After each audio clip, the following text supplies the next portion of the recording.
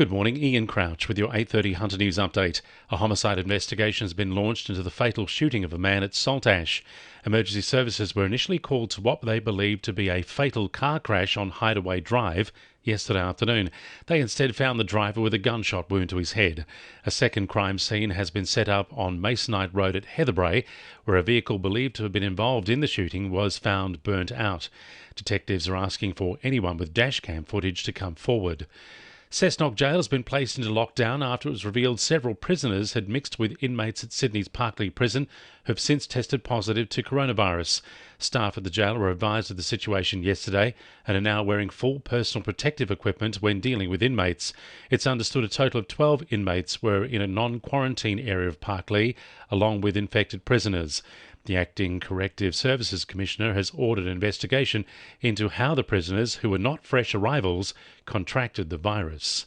Meanwhile, Hunter New England Health has added a handful of new casual COVID exposure sites to the list. They include the BP truck stop at Thornton and the day-night pharmacy at Cessnock. The Kin Thai restaurant at Katara has also been listed for last Wednesday. 3 new casual contact sites have been listed at Raymond Terrace, the Barrington Bakery, Subway and the Wok Express 88. The University of Newcastle researcher exploring the increased rates of parental support for first home buyers has been awarded almost $370,000 towards her research. Dr. Julia Cook is examining how the family relationship changes after money is exchanged.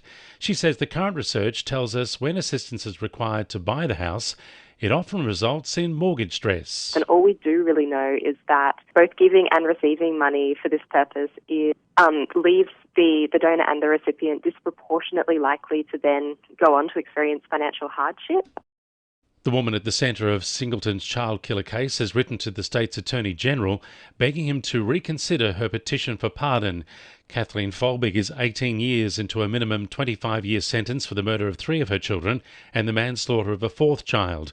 90 eminent scientists recently signed a petition arguing for her release based on new evidence which suggests all 4 children died as a result of a genetic mutation. In a handwritten letter, Folbig has begged Mark Speakman to soften his heart and grant her petition, saying she has always protested her innocence and regrets not giving evidence at her trial. Slow Food Hunter Valley is asking for food and monetary donations as the lockdown across regional New South Wales extends for another fortnight. Volunteers in the organisation have been packing welfare bags for vulnerable community members. Each bag contains fresh produce from nearby farms, which could feed a family for 3 to 4 days.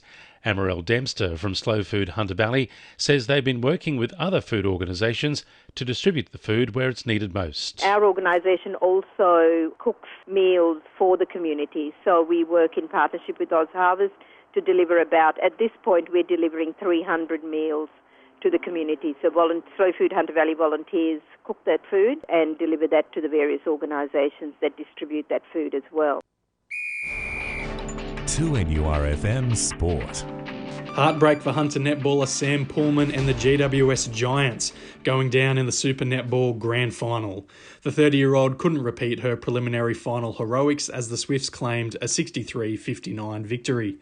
It's the Swifts' second championship in 3 years. Hunter Paralympian Lauren Parker has claimed Australia's first ever paratriathlon wheelchair medal. She took out silver in 1 hour 6 minutes, missing out on gold by inches. Knights coach Adam O'Brien will resist the temptation to rest stars Mitchell Pearce and Kalen Ponga in their final round clash against the Broncos. He will, however, give forwards Jacob Saifidi and Mitch Barnett a spell heading into the finals. And Hunter AFL star Isaac Heaney booted 4 goals either side of three-quarter time, but wasn't enough as the Swans went down 74-73 to the Giants in their elimination final. That's sport. I'm Harrison Clinch. And the winning numbers in Weekend Lotto are 17, 30, 22, 23, 19 and 21, and the supplementaries are 43 and 32.